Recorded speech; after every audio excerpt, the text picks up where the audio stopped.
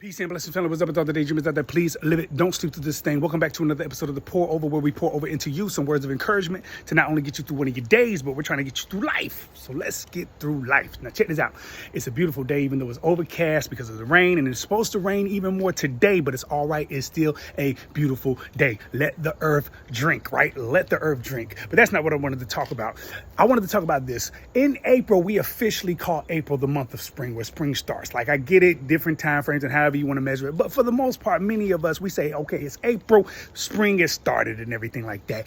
And you'll hear messages and people talking about how spring is about newness, about new growth. It's about new this and new that, right? And everybody gets excited about that. And there's nothing wrong with that. But I hate to be the bearer of bad news on your Monday, guys, but I got to keep it real with y'all.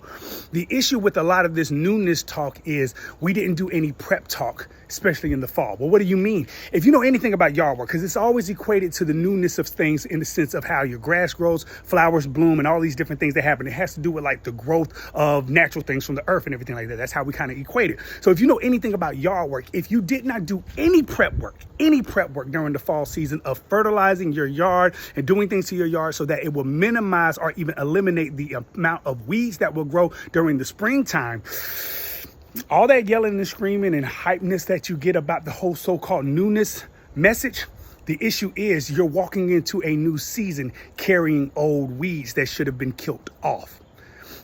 That's the problem with many of us, man. We are entering into all these so-called new seasons, and then we wonder why things don't change for us in these so-called new seasons. It's because we have not killed off the weeds in our lives that need to be killed off. We did not do the process we needed to do or take the necessary precautions we needed to take in the month of fall. And typically when you're about to when your yard is about to go to sleep, that's when you really want to do some prep work for the fertilization of your yard, because it makes it easier when that springtime comes and when that new growth spurts up. It makes it so much easier to deal with than it does if you did not do the prep work in the effort that you might minimize the impact of the negativity that could be around you or even inside of you and things of that nature. Because let's be 100, the very newness that you're hoping to spring, it should be springing out of you.